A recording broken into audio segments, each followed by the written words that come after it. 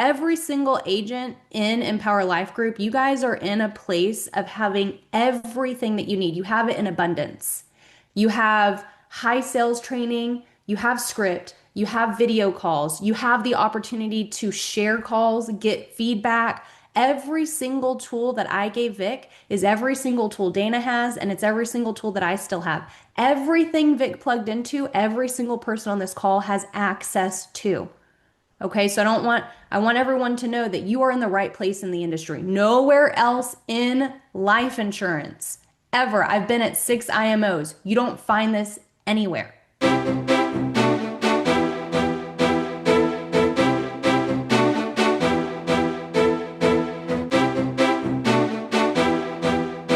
We do have a recording that we're going to play of one of Vic's sales because even though we said that Vic is living in abundance, we also want to hear Vic's sales process. And would you say the call that you sent me is pretty typical of what you do on most of your calls, if you I can mean, recall? there's differences and so forth. People open up at different points of the call.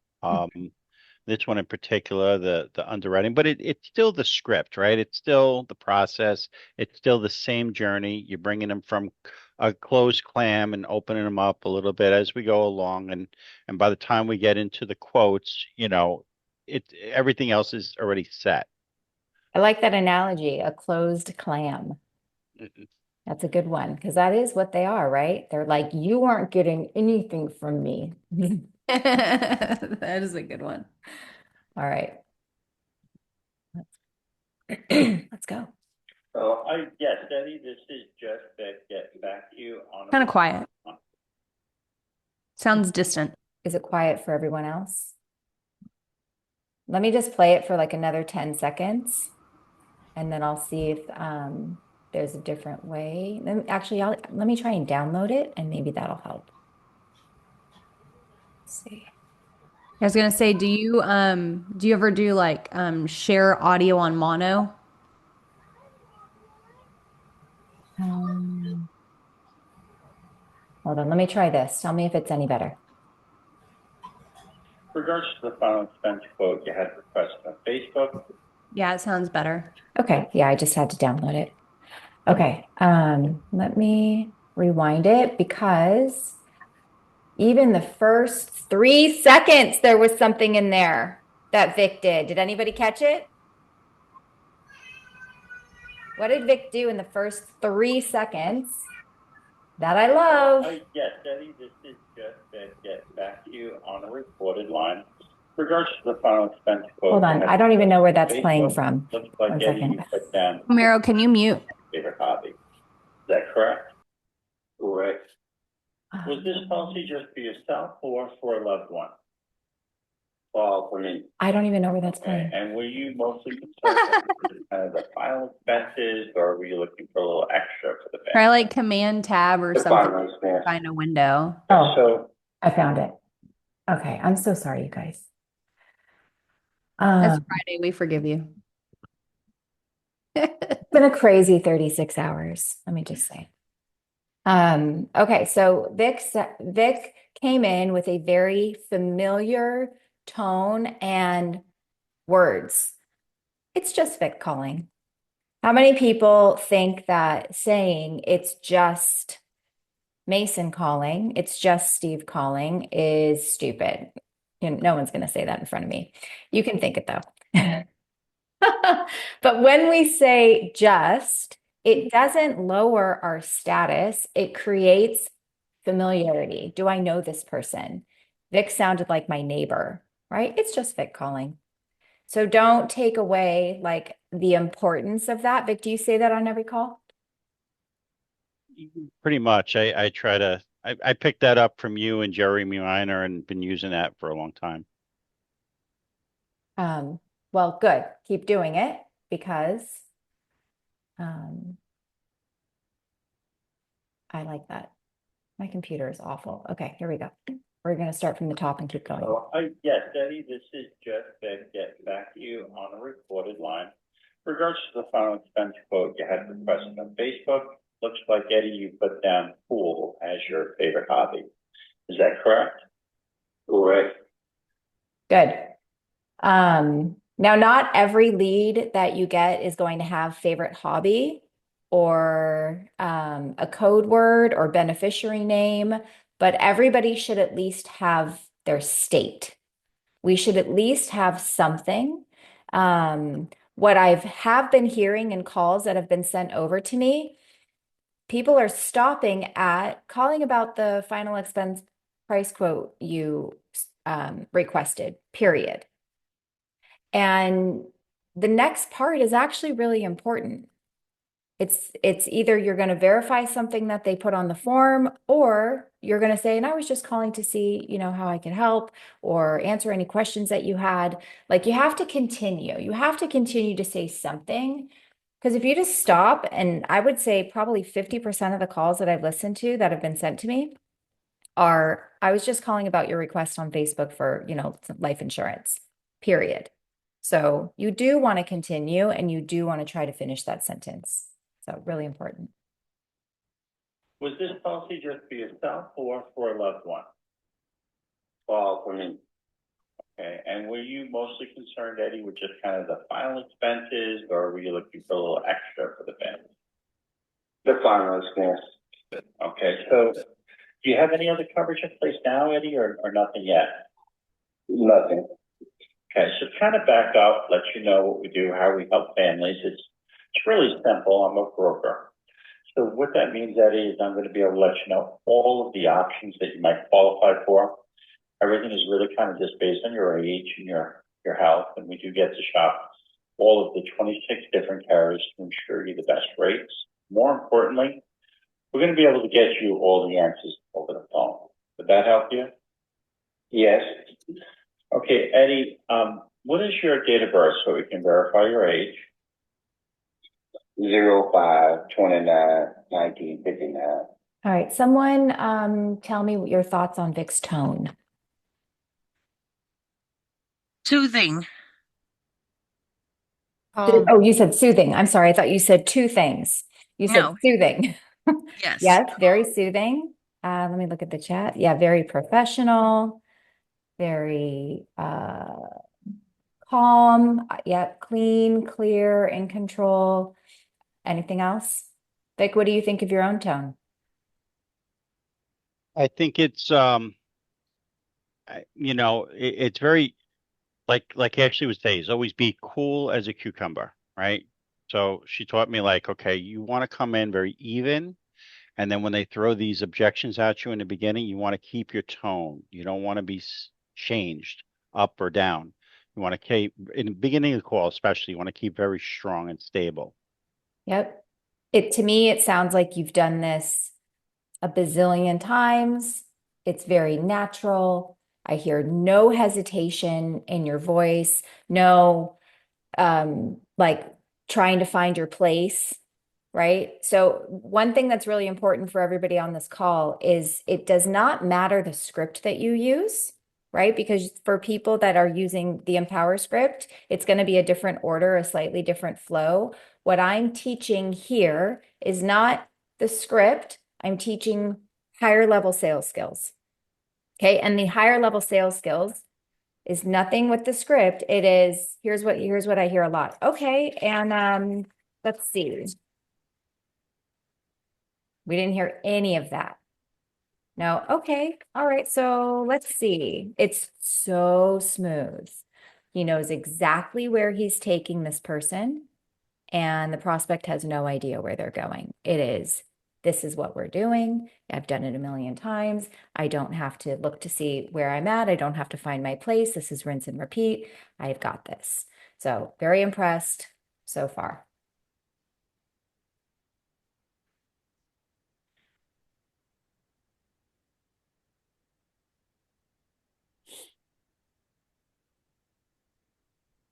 Okay, and on a good day, what would you say your height and weight would be? My height would be about 5'6", 5'7".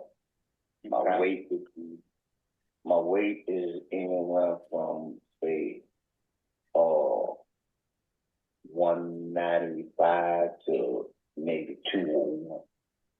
Yeah, and we don't have to be be super exact either, as long as we're close to what they got on doctor records. So you're in Tennessee, right? The state that you're in. Correct. Okay. Any smoking or nicotine products at all? No. Okay. So, you know, some of the carriers are obviously going to work with certain types of payments and others do not. Do you use a regular checking account, you know, with routing number and account number, or do you have a direct express card from the federal government? I bank with Region. Okay. Now, Eddie, do you have any health concerns, mild or major, in the way of diabetes? Yes. As of now, in, I want to say, it was November of 18, I had open heart surgery. Okay. Did they get stents and that type of thing? Yes, yes. Must have been so scary. Oh, it wasn't the scariness, it was the pain, man. Oh, yeah. I wouldn't wish that on my enemies. Man. I also, I have diabetes, high blood pressure, and COPD. Okay, so with COPD, do you use any oxygen at all? No, I have it's like an inhaler. It's a disc. Yeah, and I I'm use familiar with it.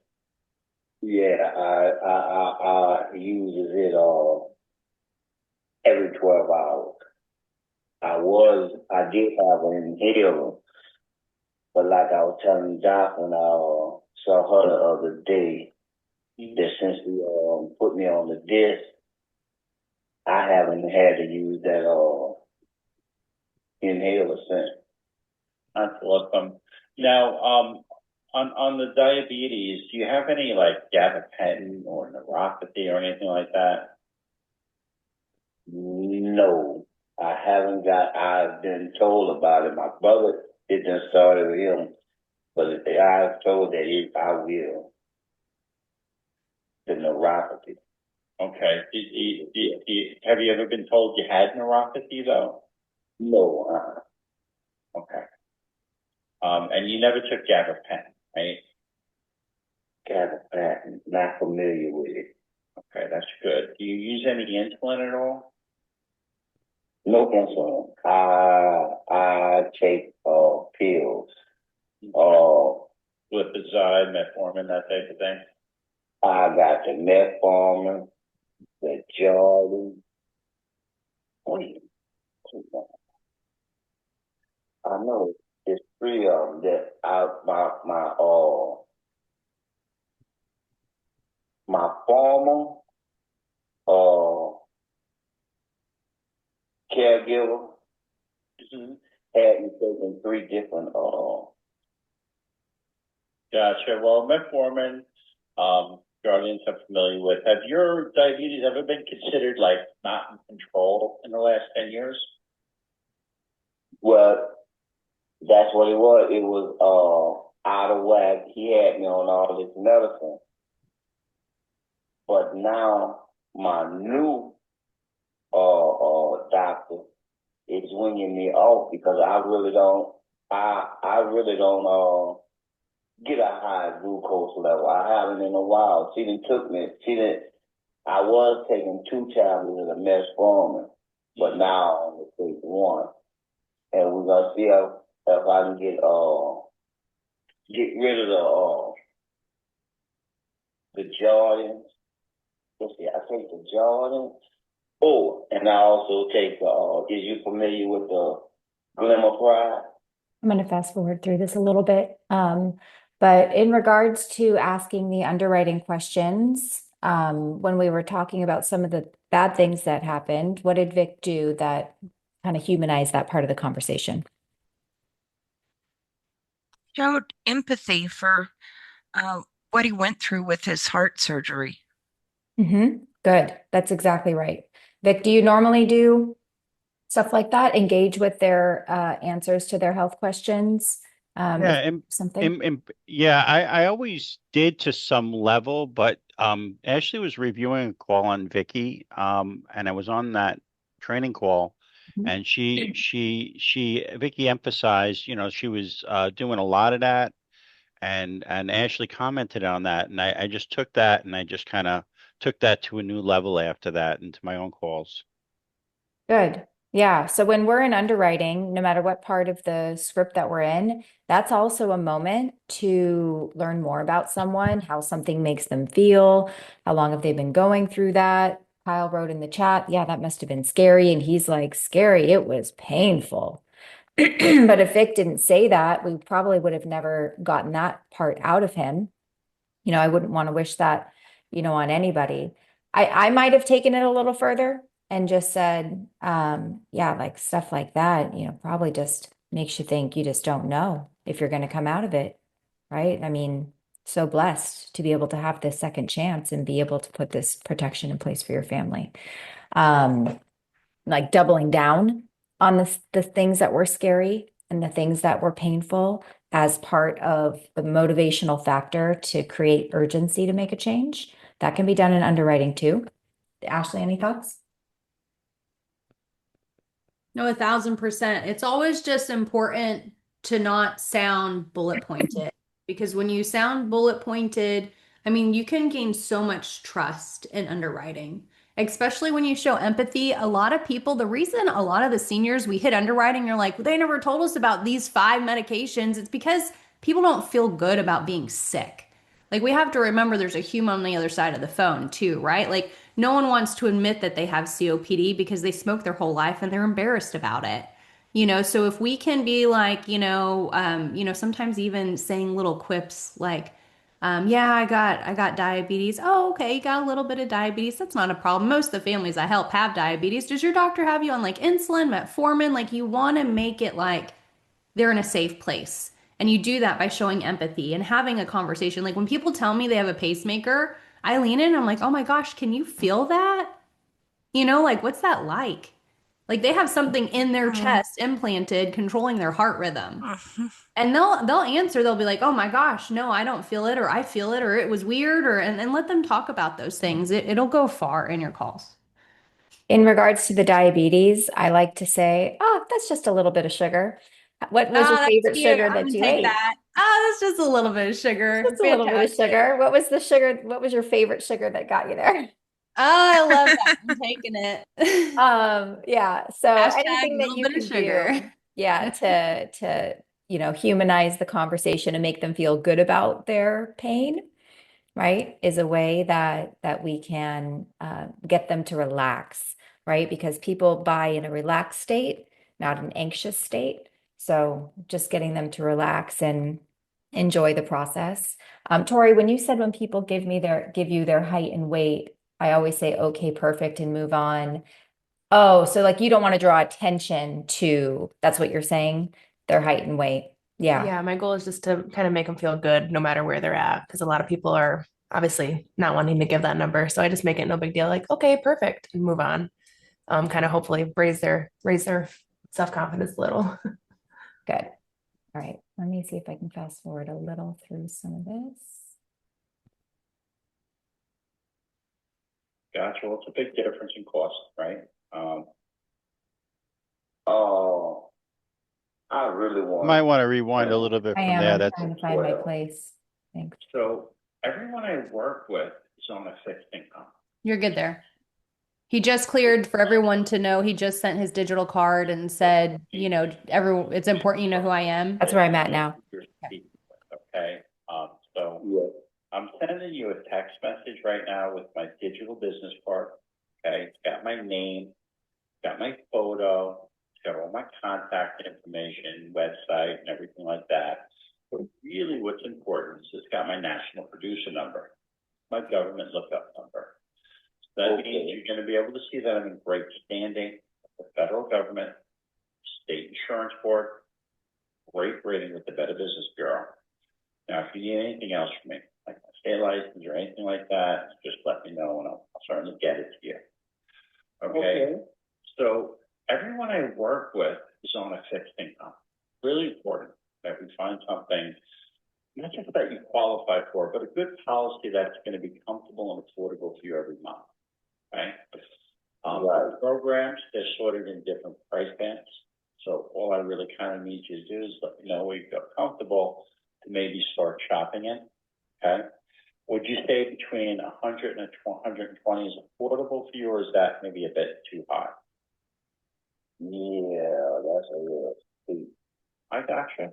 That's fine. And we came down to like the 80 to 100 range. Does that help, or is it still? Oh, yeah, no. I can, I can balance.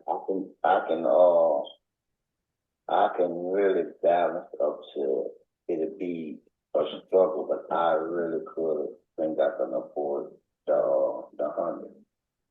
Okay, that's fair enough. So, how much coverage were you hoping to get? I really wanted like a minimum of 12. Okay, and kind of fill me in, like, what were your thoughts, your concerns that brought you to that number? What are you hoping for? Are you looking for a full burial with viewing, or? I really don't want to be buried. Okay, so you want a cremation? That's my thought. That's what me and my wife are, to put it nice, to be dating on now.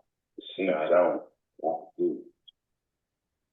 Gotcha. Well, it's a big difference in cost, right? Exactly. Have you kind of looked into what a cremation is costing folks in the area? I could get a simple cremation here for maybe about 5. Anywhere from 5 to 7. That's really cheap. So we are seeing it on the very low end. It could be about 700. With inflation, we don't know how long that's gonna keep. But on average, the average cost is right about $1,900 for a direct cremation. For a direct cremation? Yeah, for a simple cremation. Yeah. I need to be there. No, did you mean like 7,000? Huh? Did you mean like 7,000? Yeah. No. See, maybe what you're thinking about is not a simple cremation, but a cremation with a viewing. Oh. Okay. Yeah. So here's what happens when you get a full cremation with viewing. The problem is they got to view the body. In order to view the body, you got to still embalm the body.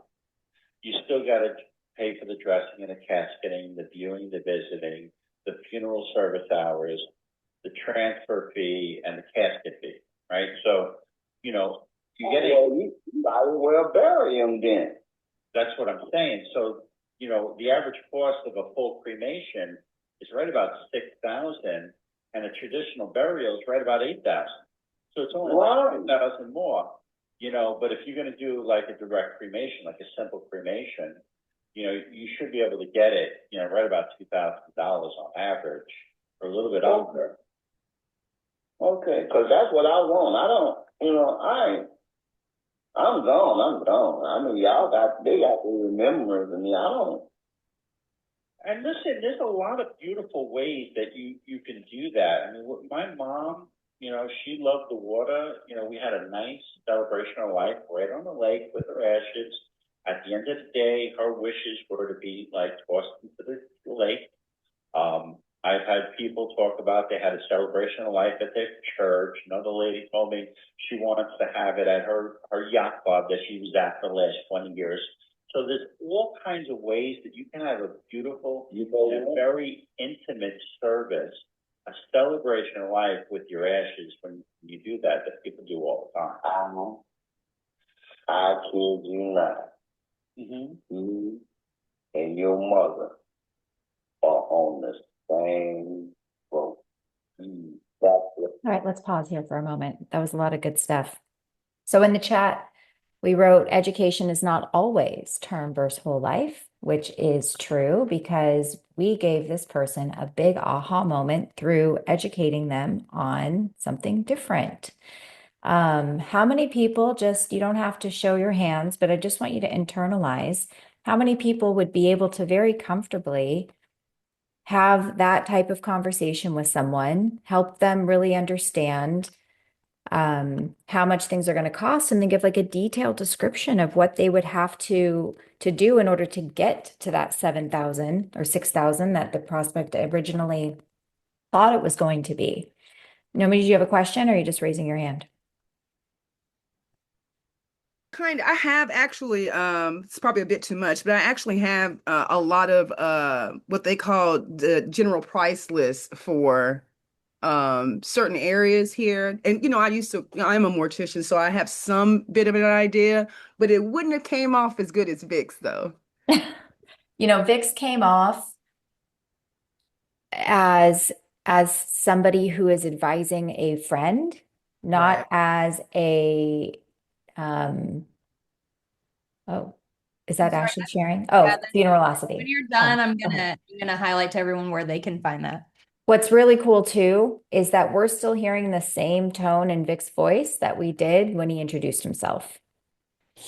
Just very cool, very calm, very matter of fact, very comfortable. And now he's using the lingo that's going to help make people feel good about their choices. So go ahead, Ashley. And he's the trusted advisor. Like he knows he's not skipping a beat. He's not like what Dana just said earlier, like, let me, like what, you know where you're going with it. And that's where practice and repetition comes in.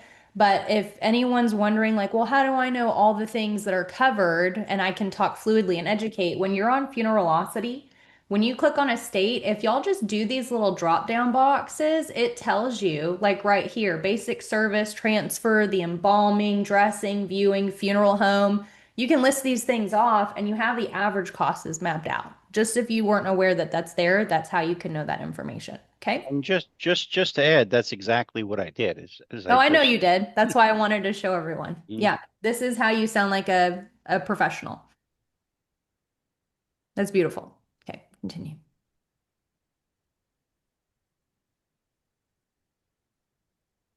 See, I live in Memphis, but I was born and raised in New Orleans. Mm. And that's what I want. I want to be cremated, and I want my ashes to be spread out in Lake Pontchartrain, and just let me go. That sounds beautiful. That's just what I want. When you told me about your mama, I said, yeah, that's just what I told my wife. Mm. So, I mean, if we wanted to do like, a direct cremation, and I would run you about $2,000, let's say $3,000 on a high end. You have a little bit of money for celebration of life and some food and different things they might have. If we were able to get you a policy that would cover, like $5,000 worth of coverage, that would literally cover everything that you needed. And anything above that, that would be the extra I love you leftover money that you're looking for. Does that kind of make sense? What did Vic just do there?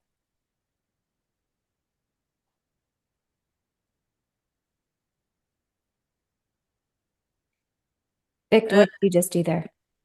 summarize. Summarize. Ashley pounded this into my head. This was actually my aha moment when I was going through the script with her, is this exact section, that the whole point of the entire page is to summarize everything back and get a complete agreement. Let them know that they've been heard, and have the okay to go to the next section. That is correct, 100% correct. However, you also did something that you didn't even realize that you did because you didn't just tell me that you did it. What else did Vic do? Something I talk about a lot. Okay, and if Are you referring to the spend down, Dana, on the fact of letting him know about what he specifically needs and extra? Because he said earlier he wanted 12,000, so you're setting up the call for him to agree with you that he doesn't need 12,000. And yes, 1,000,000% right on the nose.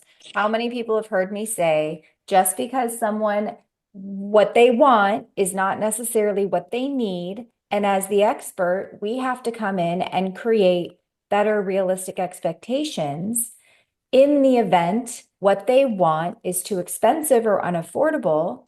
We need to be able to talk them down or talk them off the ledge. Now, this one, it's much more narrow, but if you had someone that's like, I really want 50,000, and I think it was Vicky, correct me if I'm wrong, Vicky, but I think you had said you had someone who wanted 50,000 and she ended up getting, 9,000.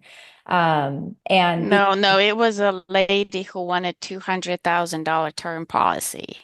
what did she end up getting? She ended up getting 25,000 whole life. Perfect. So same exact thing. I would say 99% of the time, maybe that's a little high, but let's just call it 99% of the time. What people are asking for is unrealistic to what they can afford, and it's probably not even what they need. So, what other life insurance agent is going to go from 12,000 to 5,000? That's just going to affect their what? Commission Commission, their pay. ROI, It's going the to affect commission. their commission. And if that's how we think, oh, we want 12,000, great. Not only am I going to sell him 12,000, but I'm going to tell him he needs 15,000. Because then that's going to be a higher policy for me. And I'm going to talk about inflation and about how 12,000 isn't enough. Right? That's commission breath. That's thinking about what's in it for me. What Vic did was set the right expectations. To be honest, you might not even need more than 5. And anything above that is just I love you money. What does that do for And that effect? that basically tells everybody, hey, look, this guy is actually looking out for me without saying it directly, you know? It's like, wow, okay. So I only need that much, really? So it's a lot more powerful than trying to say it. So yes, Vic, you did summarize, but what you actually did was far more powerful. I can add to that is just part of Ashley's script, always been from the beginning. That's always been like the main point of that thing. However, for a little while, I had a little bit of a problem when I had somebody that said, "Oh yeah, I'm looking for a cremation, but I want 25,000," and then I would be like, "Well, what brought you to that number?" Like I had the wrong approach to it, and I got straightened out with it to remain cool and compassionate to that, and that changed tremendously, and that certainly increased my close rate. And it'll probably increase your persistency too. Not just the amount of business you close, but the amount that sticks because you're not, uh, Ashley's term, you're not ramming policies down people's throats. You're helping put them in a better position into what they can comfortably afford because we need them to be able to afford it for the long term, right? A $300 commission that lasts is better than an $800 commission that you have to pay back. Is that correct? No. Yeah, thank Yes. you, Sammy. The price of that 10 or 12,000 would do really good. It'll do her really good. Mhm. Um, let me ask you this, I mean, God forbid, something was to happen, um, unexpectedly, would your wife be the person that would have to go down to the funeral home and set up the ashes, the urn, and take care of all your final wishes? Oh, let's see. I think she'll be a little too distraught. But I think for the business wise on that end, uh, she would be okay because she would have our daughter. Our daughter would for all arrangements or any business that need to be done. Our daughter would be up on that. Gotcha. And God forbid something was to happen, and you didn't have something in place. Okay, before we move on, thank you, Ashley, for saying that. So Vic, I think you could have been a little stronger there. My wife would be distraught. Distraught? I mean, what would that do for her if you were, I would have gone a little bit maybe deeper there Mhm. instead of the gotcha, gotcha, gotcha, right? And part of who you're on the phone with is you have someone right now that's feeling motivated to change their situation. This is how you double down on that. Really start creating that pain and painting that picture, and then insert. So she's already going to be distraught after he gives you more information. Sounds like she's already going to be distraught losing her life partner, right? Losing the person she's done life with for how long have you been married? 2, 3 decades.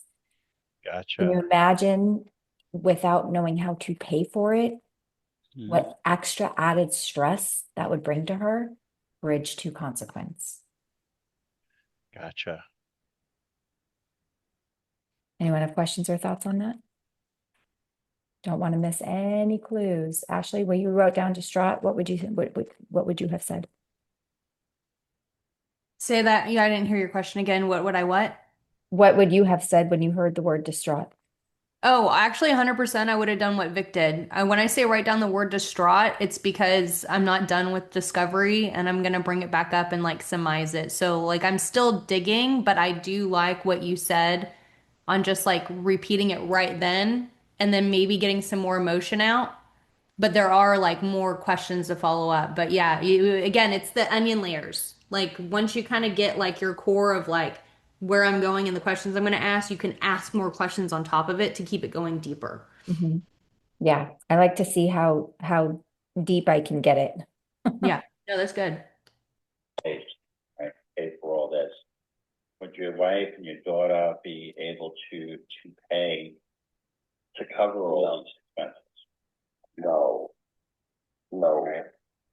Do you guys talk about this at all?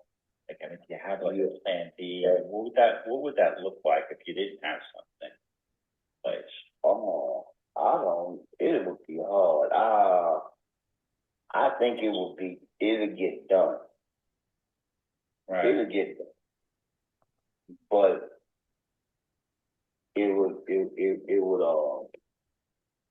would cause for my family to get involved because we ain't too long, a couple of years lost 2 brothers, and neither one of them was insured, and we wind up everybody get together and we come up with it.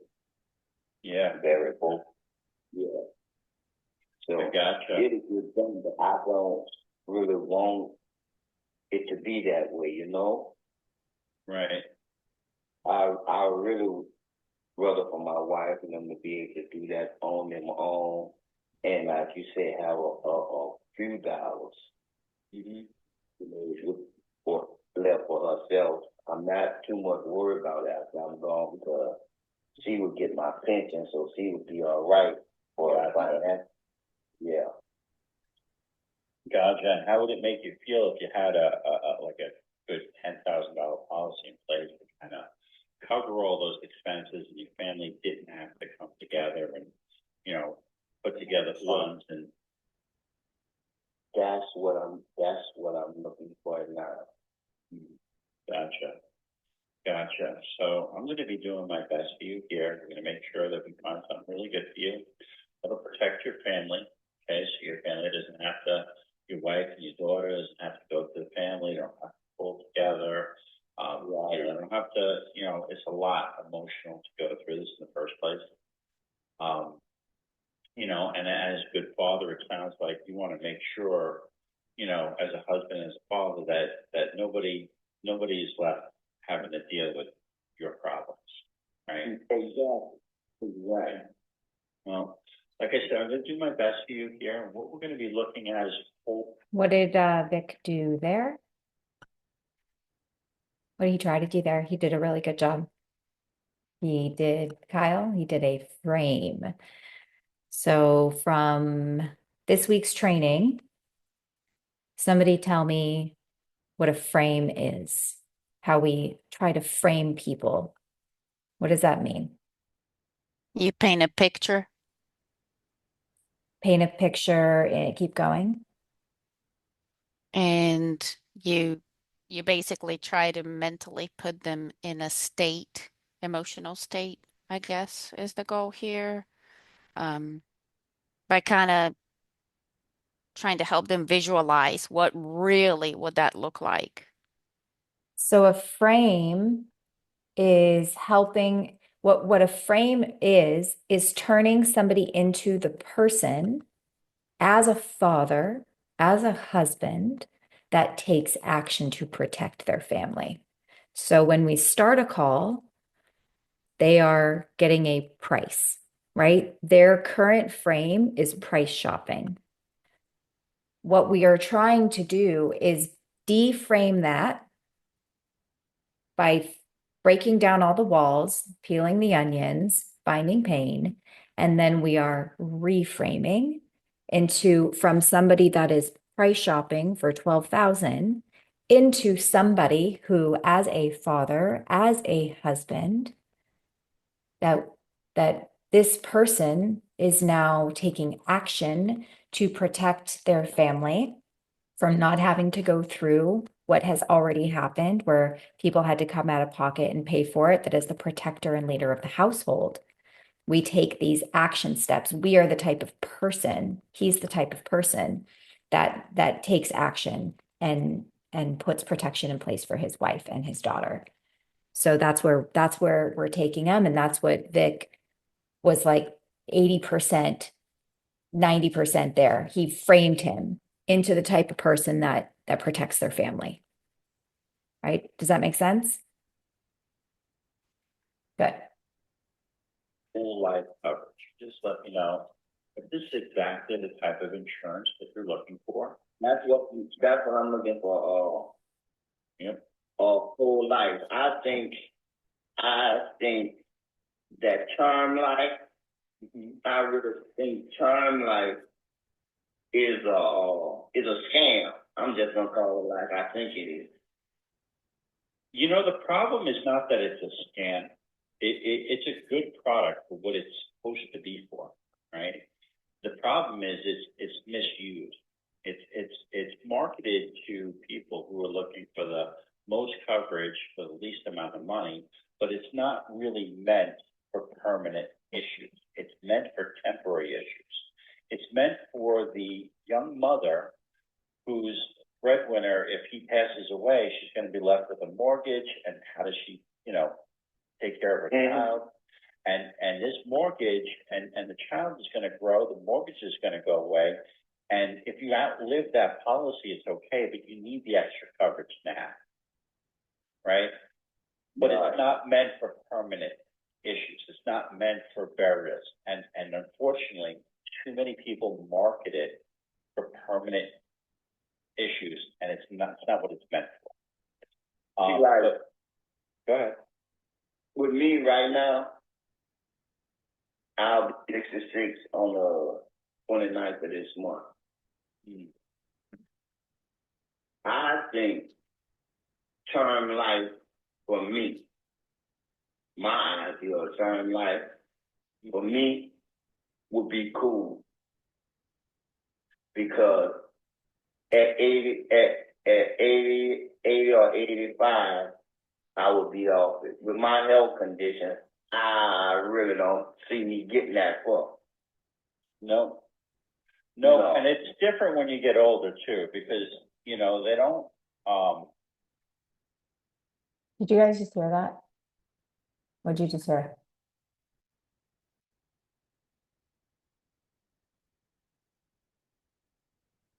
First, he said term is a scam, and then he just said, Terms for him because he's not gonna make it that long. So he would rather have something, that doesn't last as long.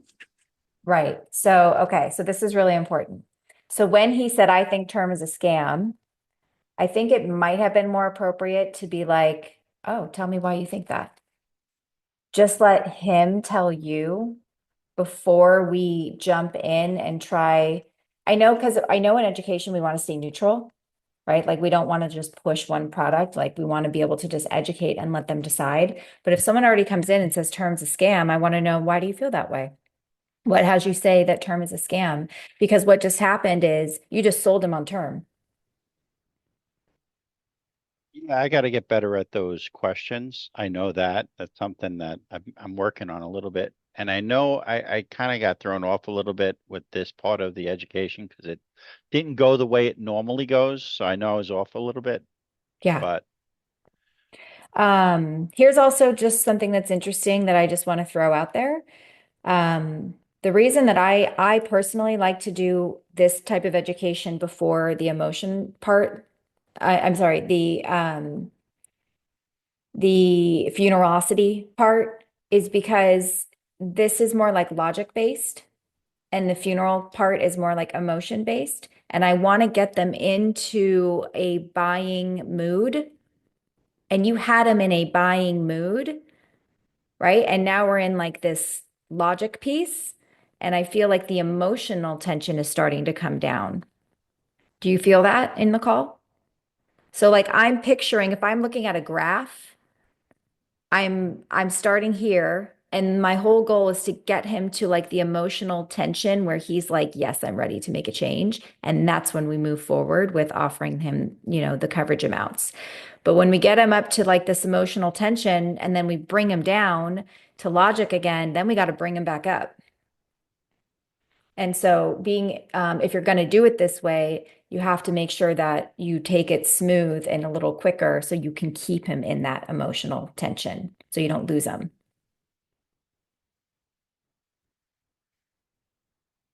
They don't run straight to 80. What they do is they do like 10-year bands. And they go up in premium every 2 to 3 years. And then after 10 years, you have to renew it. And you have to qualify health-wise each time. You don't qualify, you don't necessarily, you're not going to be able to renew it. And then in the very best situation, right? When you turn 80, it goes away, right? So what happens then to all the premiums that you paid into the policy all these years, right? It's gone. It's gone.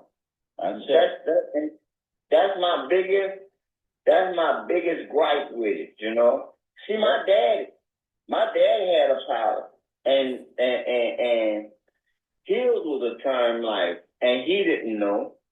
And he had that year, that pilot for multiple decades. When he turned 80, it was just gone. Yep. That's it. All that money was gone. Mm-hmm. Yes, sir. Have a good day. And what did that do for you personally? What did that do for the family when we realized that insurance was gone? Double down, right? Double down on that. Because now I'm like, we're out of emotion. I got to get back to, we're in logic. I got to get back to emotion. So when he tells you it was gone, and what did that do for the family? What type of impact did that have? So instead of being able to focus on grieving your father, the person that raised you, the man of the household, we had to put our focus where? Where's the money coming from? Right? So does that make sense, Vic? oh yes, very, very much. This is the kind of thing that I'm working towards, these kinds of questions. It's taken a while to get kind of where I want to be with that, but each day it's a little bit better. Good. Yes, sir. So I have great news for you, Eddie. Okay. It does look like you should qualify for some of the best options statewide. Okay, and it's with a company called Forrester. So you familiar with them? No. Great company, been in business since 1874. Out of Buffalo, New York, they're A-rated, and they have not missed a payment in like 150 years. Okay. Okay, I want to talk about this real quick. I'm sorry, I keep stopping. Too many people don't even talk about the company that they're representing. Some of them don't even say the name of the company. They just give the coverage amount and the price. And other people give quotes by listing all the companies. I have Transamerica, I have Mutual of Omaha, I have Foresters. We're going to give you the cheapest one. What I love that Vic is doing is, as the expert, he's choosing the company and he's justifying it. And we are price comparing one company, right? We're not saying, well, we have Mutual of Omaha for 72. We have this, we have AmAm for 71. Like, we have to be confident in the company that we're going to choose, and we're going to say why. And look at that reaction. Woo! Right? That was so good, Vic, what you're doing right there. Please keep doing it. Pick the company. Just the script. That's the script. That's the training. That's what it is. Yep. But people skip things because they don't understand the value and the importance of it. So explaining it is why we're here, right? Why we're here, so we Yes, can ma'am. understand the why and not just the what. Yes, ma'am. Ma'am makes me feel like I'm older than I am. I'm sorry. Ma'am. More importantly, Eddie, after this application, you should qualify for first day coverage. What that means is no wait period, right? If you ever heard of a 2-year wait period or anything like that. Most are. Yep. Well, with this, from the date that your first payment is made, you will be 100% covered for the whole amount, and it's going to be tax-free. Now, I want you to grab a pen. Okay, so you can write some things down. We're going to go through some programs that are available to you. Okay. Let me just give me a sheet of the paper out my front. One thing I think you could have done, it's not going to make or break the sale, but he gave you a clue in there. Does anyone know what the clue is? Was it about the 2-year wait? What did he say? He said most of them are. How does he know that? He's Been probably shopping. been shopping and talking to people, and that's what he's been getting. And that's the normal in his head. Yep. So, one of the things that I stress tremendous value in is knowing where someone's been, right? How long have you been looking? What have you found? What's kind of stopped you from putting something in place? When he gives this clue about most are, how is it that you knew that? Right? And I'm going to try and extract some stuff here because he just gave a clue that he's been shopping and hasn't done anything. So even though we already know, spoiler alert, this is a sale, now I know he's been shopping and has not taken action. Why? Right? So that's a clue for me that we got lucky that his previous price shopping didn't come back up to bite us, but it's also something that you missed. Right? I would say mostly everybody says that about the 2-year wait period. I think mostly everybody has been shopping. I just assume that. So this is Vic understanding where someone has been and what stopped them from putting something in place so that you don't make that same mistake and really understand why. That could help increase your conversion rate a little, Gotcha. right? So you may be missing some clues, and by going into the blind on what someone's previous experience has been and what stopped them from putting it in place, because that'll help me understand how to avoid that based on what stopped them in the past. Makes sense.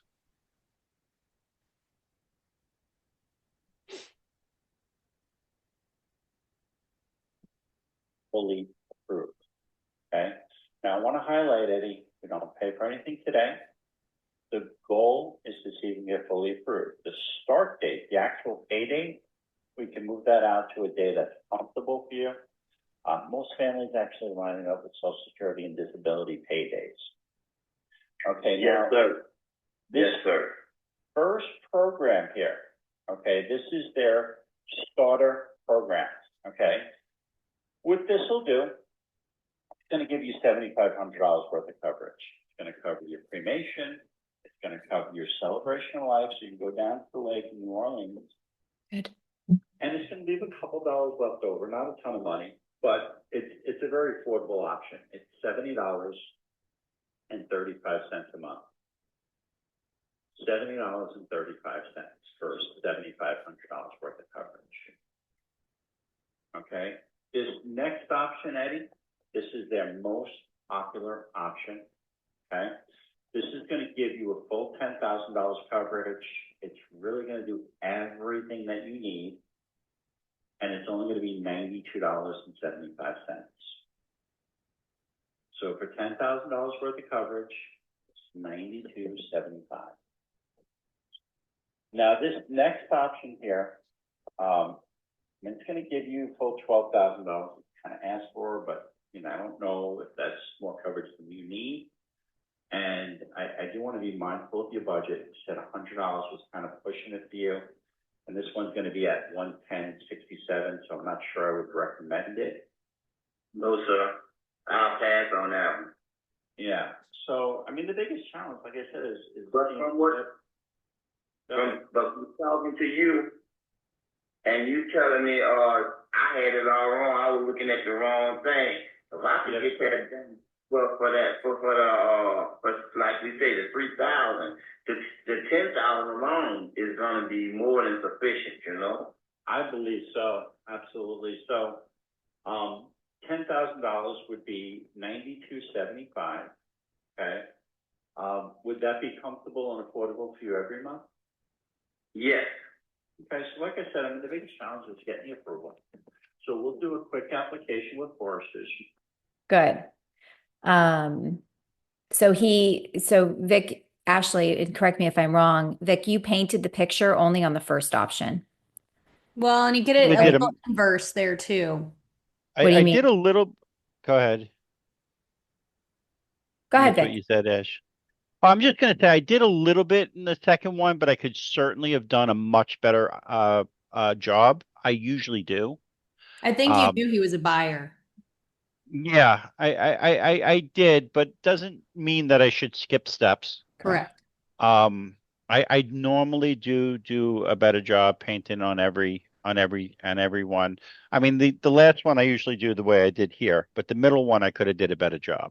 So let me ask you this, Vic, just to kind of help everyone on the call understand, knowing the pain and discovery, how would you go back and say starter, most common, wouldn't recommend? Like, how does that sound now? Say, listen, well, everybody's different, right? I don't Well, for remember this his. guy, well, yeah, just for this guy, kind of, Okay, let me see if I remember his things. Okay, so this starter program here, okay, well, this first option here is their starter program. Okay, and what this is going to do, this is going to actually cover everything you need. I mean, it's going to cover your cremation that you're looking for, this celebration of life, everything that's going to be needed for that. And it might leave a couple dollars left over, and it's meant to be an affordable option at 72, whatever it was. better. Yeah. Um, now, Eddie, this next option here is actually the most popular option.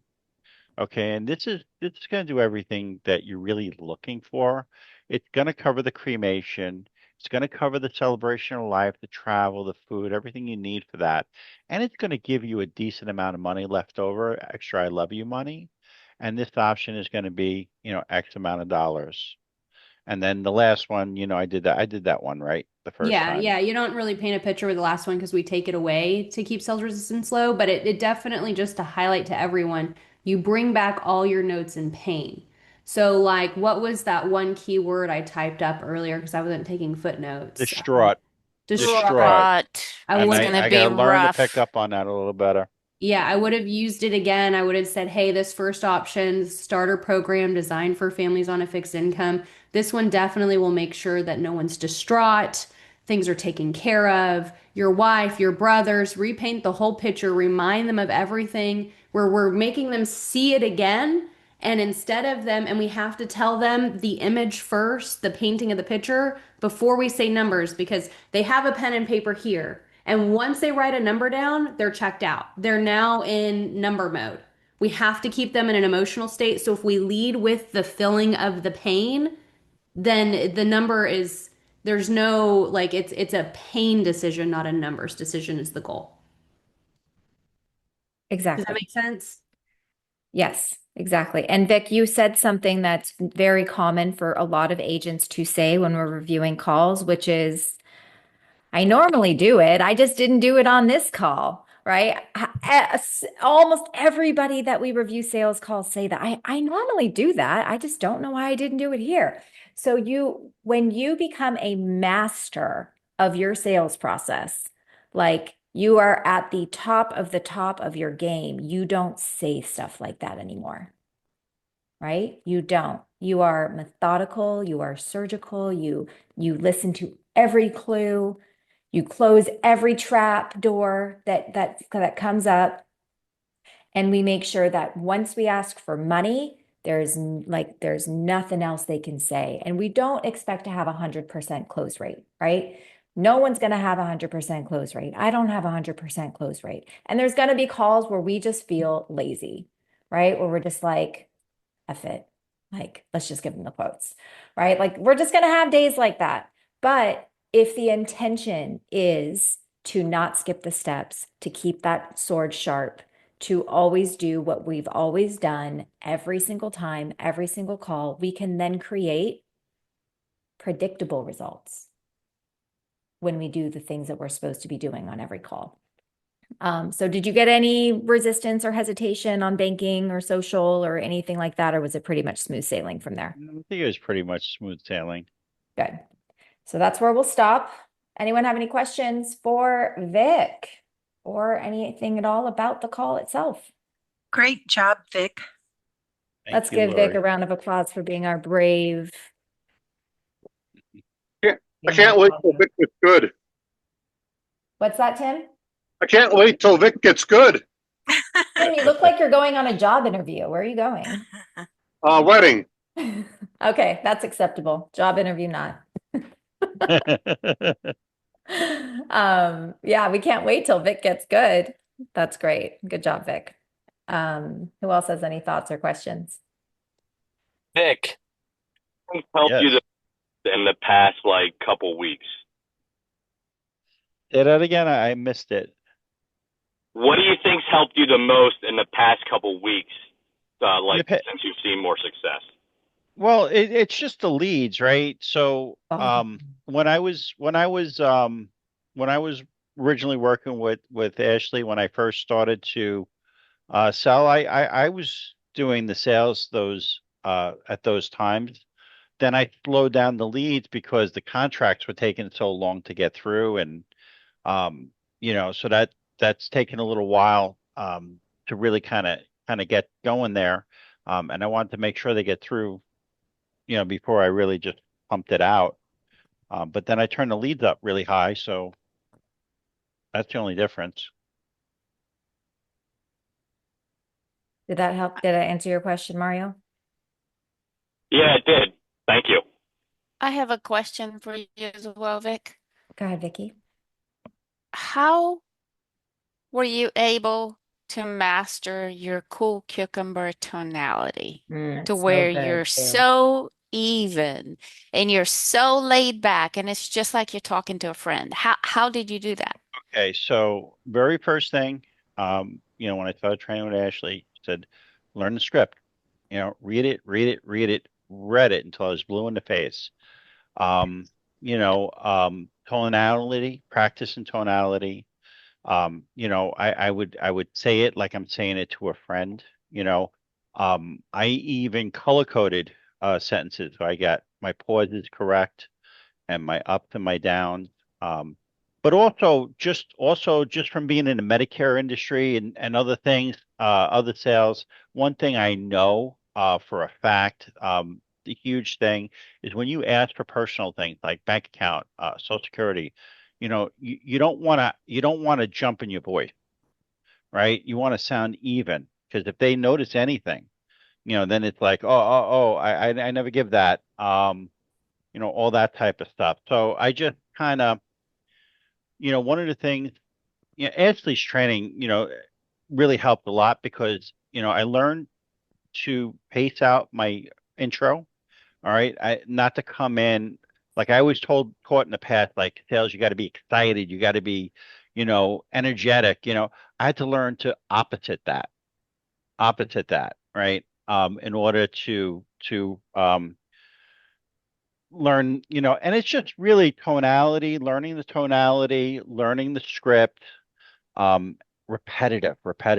You have to know it like the back. You have to know your script so well that you're not worried about what are you saying next, but you can concentrate on the phone about your tonality and what taking notes. What is Mildred saying to me? Can I add? Yes, please. So also too, that's a good question, Vicky. A big thing is always leading from abundance and disattaching from the sale. Because remember last time we had a call with Vic, Vic had said, I had this money, I set it aside, and it was already gone. Once Yeah. he did that, that's when we heard the shifts. That's when he leaned into the training. That's when he tested his tone. That's when he was okay if a call failed. That's when he was able to grow. It's because when you disassociate yourself from the financial part of it, and it is so hard to do. I get it. I've been there. I was in a year and a half ago, I was in this weird 3 month period where I was all worried about the money, the ad sets, what does it look like? And when I was there, my close ratio tanked. I was horrible on the phones, but I did the same thing. I was a closer, but once my mind was like scarcity, money, finances, I got to make this sale. You can't keep that coolness on the phone and come like I do this all day long. I think really for a lot of agents, because I've been victim to it too, that that disassociation, you got to be in that abundant state, and it's hard to do. I would say that 100% is definitely a key. Tim, go ahead. I'd say Vic also speaks with a very clear cadence. So every word is distinct and understandable, and it kind of just lulls you into listening to him. To add to that, Tim, and I'm right on the money with that. I agree. And yes, your clarity is beautiful, but you also don't overtalk, right? I mean, I had to be taught this. How many times, Ashley, did you teach me? You're Vic, talking y'all, over them. do you hear his New York accent? Like, do you hear he's from upstate? Like, he's a little hot-headed. I'm gonna say it, Vic. You can get hot-headed, you can be stubborn, he can be combative. He likes to talk, he'll cut people off. And y'all, Vic worked really hard to get where he's at. He showed up every day, he put in the dials, he did the reps, he sent me his calls, and he just didn't give up. He It, didn't it, come it, born like this. He didn't come to me like this. He had to work hard. yeah, the over talking is something that many people are guilty of. They think that if I over explain it, we're just going to convince and persuade people into seeing things the way we see them, but it's not. I'm, You just cause I'm, people to tune out. I'm telling you, Dana, that's where I was. If it wasn't for Ashley, I would still be doing that today. That's, I'm in Medicare, right? I educate people. I tell people what to do. I mean, this is the opposite. And I will say this, and I appreciate you, Vic. I mean, you name drop me more than I think my husband does, to be honest. Like, you're dropping my name a lot. But in all actuality, y'all, it really does come down to like every single agent in Empower Life Group, you guys are in a place of having everything that you need. You have it in abundance. You have high sales training, you have script, you have video calls, you have the opportunity to share calls, get feedback. Every single tool that I gave Vic is every single tool Dana has, and it's every single tool that I still have. Everything Vic plugged into, every single person on this call has access to. Okay, so I want everyone to know that you are in the right place in the industry. Nowhere else in life insurance ever. I've been at 6 IMOs. You don't find this anywhere. It doesn't exist. So when you guys plug into this system, If you're not taking advantage of it, I heard this one time from actually like the AO agency owner from Globe Life, believe it or not, when I was over there. And I took it away and I'll carry it with me for the rest of my life. When you're learning a skill set and when you're going to work and you're trying to do better than you did the day before, if you do not end your day where your head hits the pillow and you are just flat out exhausted, you have left talents, skill sets, and abilities that God's blessed you with, all your skill sets, you've left it on the table. Because what happens when you fall asleep every night? You wake up re energized, ready to start the day again and reuse the blessings that God gave you. So you need to come every day. You should be exhausted. If you're not making money, you should work to the bone to where when your head hits the pillow, you're out. You're tired because you've worked so hard. If you're not feeling that way, then you're not doing what it takes to get a skill set to win.